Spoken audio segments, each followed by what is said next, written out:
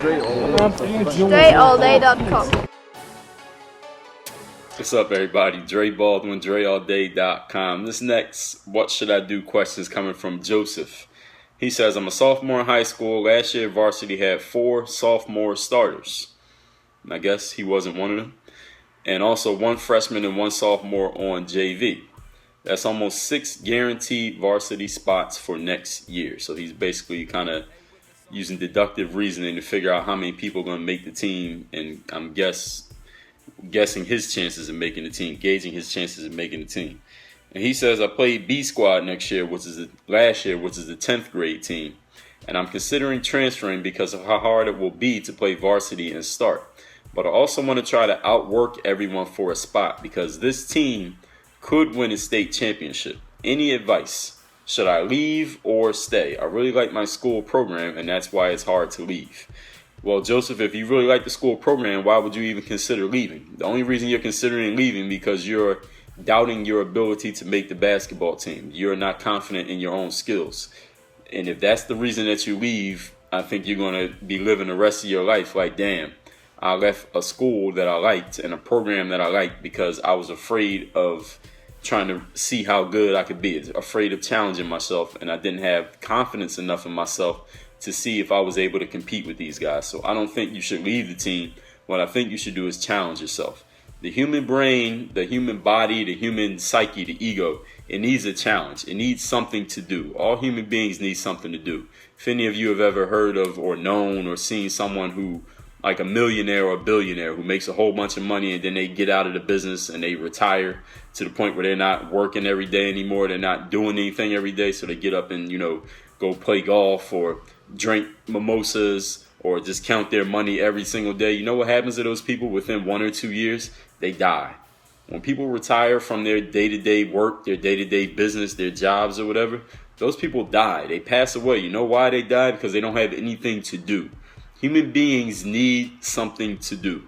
And what does that have to do with you? You're in high school. You're in 10th grade. Why am I talking about people dying when they retire? The reason I'm saying that is because your body, your brain, your ego, it responds to a challenge. And all human beings have an ego. It's just a matter of how in touch is each one of us with our own. We all have it. It's just a matter of do we access it enough? You need a challenge. Give yourself the challenge of, hey, let me see if I can compete with these guys. If it's 1 varsity roster spot, can I be the one guy who gets that spot? If it's no spots, can I make the coach change his mind and say, you know what, maybe I need to open up a spot for Joseph to get on the team because this guy can actually play. That's what you need to do. You need to challenge yourself and see how good you can really be. I would not advise you to transfer because, like you said, you like the school program. You already been going to school for 2 years there, so you probably have a lot of friends there. You're probably very comfortable there. And the only reason you'd be transferring, as you said, you're transferring because you haven't been able to compete. So why would you transfer somewhere that's obviously a lower level program that would allow you to compete? Then you just basically confirmed that you're not confident in your own skills and that you couldn't cut it at this level. So let me move down a level to where I can cut it so I can have some success. I think that you need to challenge yourself and see what you're capable of. And what you'll probably find, Joseph, is that you can raise your level a lot higher than you probably thought you could when you put yourself in a situation where there are no other options. Because if you keep thinking to yourself, Joseph, that maybe I can transfer and go play somewhere where I'll be able to get on the team, then basically you're not going to go all out in this situation because you know you have that plan B. If you cut the plan B out and you have no other options, people call it, figuratively speaking, burn the boats.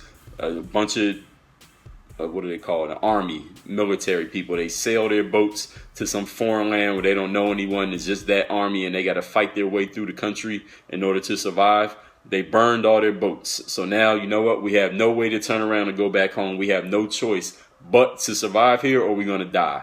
When you put yourself in that position, you burn the boats behind you. You burn the bridge behind you. Give yourself no outcalls and no choice but to succeed. You will succeed or you'll die.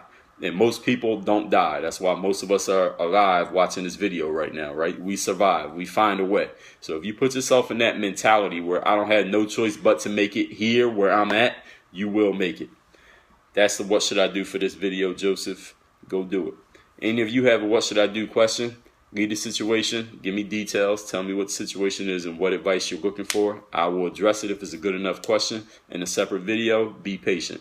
Work on your game. DreAllDay.com. Thanks for checking out this video. Make sure you follow all my top content up here. Follow me on all your favorite social networks right over here. And make sure you are subscribed to catch all the new content I put on this channel every single day. Work on your